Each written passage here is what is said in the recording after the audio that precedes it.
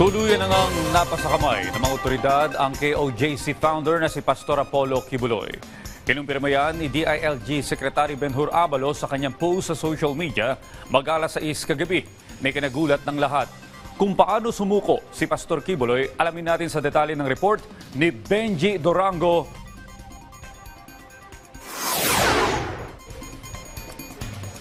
Audrey, inaasahan nga na babalik na sa katahimikan at kaayusan itong loob at labas ng KOJC compound.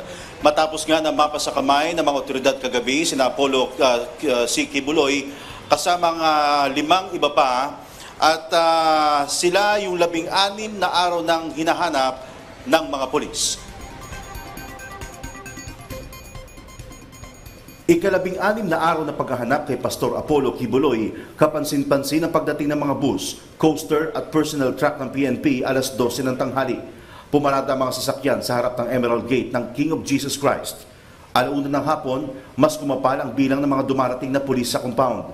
Dumami rin ang bilang ng mga armadong pulis na pumapasok sa loob. Muling nakita ang SWAT at Special Action Force sa KOJC. Nakatutok din ang ilang opisyal ng Region 11 habang muling pinaligiran ng Civil Disturbance Management Unit ng PNP ang labas ng KOJC. Alas 3 ng hapon, mas marami pang pulis ang nakitang pumasok at lumabas ng compound.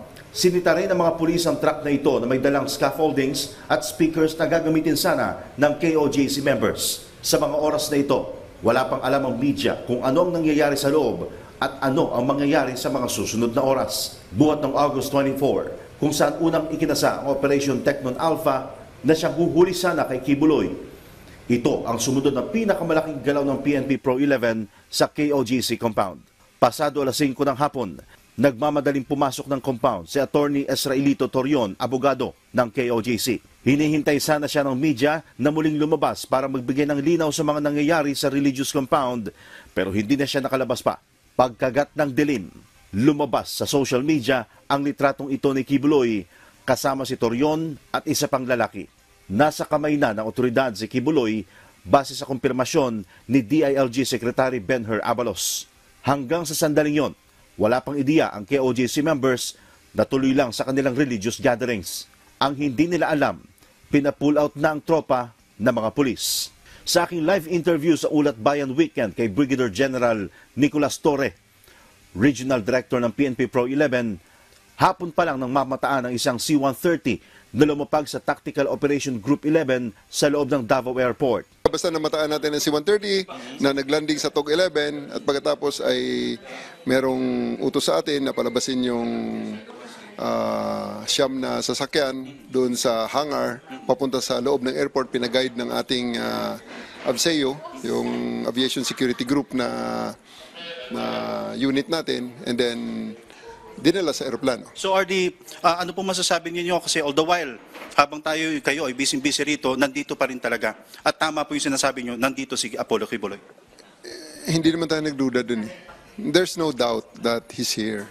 Ang pagtatago nga lang. At napag-aralan natin kaya medyo humaba ang ating...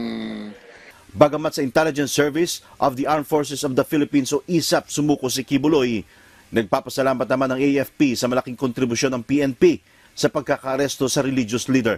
Ang tropa na ito mula pang Luzon, masaya. Makakauwi na raw sila matapos ang 16 na araw na operasyon sa Davao City. Kaagad ding bumaklas ang tropa sa KOJC compound.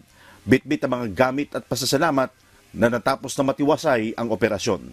At saka ako'y nagpapasalamat din kay Pastor Apollo Kibuloy for the realization na ito na talaga ang tamang gawin, kundi harapin na lang talaga ang batas. Nagpapasalamat din si Torres sa tiyaga ng buong tropa ng kapulisan. Nakahanda na siya ngayong harapin ang mga kasong ipinupukol sa kanya ng KOJC.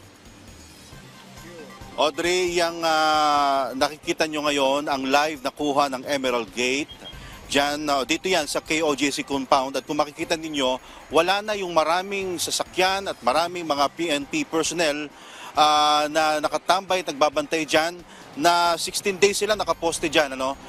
Pero ngayon, kung makikita ninyo, malinis na, nakasarado na rin ang gate ng KOJC compound, kaya makikita ninyo medyo payapa na itong loob at labas ng KOJC compound. Samantala, dito naman sa aking bandang kanan, ito naman makikita nyo sa aking likuran ngayon, ang Kingdom. Isang malaking structure yan dito sa KOJC compound.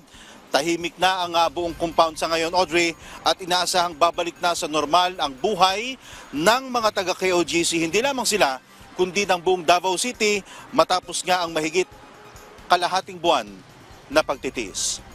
Audrey.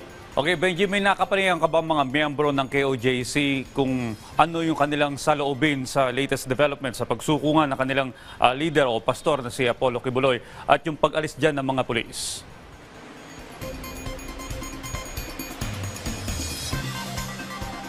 Kagabi, sinubukan natin na mag-interview ng mga taga-KOJC para alamin ang kanilang nararamdaman nung mabalitaan nila ang pagsuko ni Apollo Kibuloy, pero walang gustong magsalita sa kanilang. Sinasabi lamang nila sa atin ay kausapin si Attorney Torion, siya na lamang interviewin tungkol sa mga nangyari dito sa kanilang simbahan. Pero mga nakausap natin kahapon, mga pulis na masayang-masaya dahil makakauwi na sila matapos ang halos sa o mahigit kalating buwan na pag-stay dito sa Davao City. Audrey. Okay, maging ikaw, Benji, pwede ka na rin umuwi ha. Tapos na yung coverage mo dyan. Maraming salamat at ingat kayo, Benji Durango.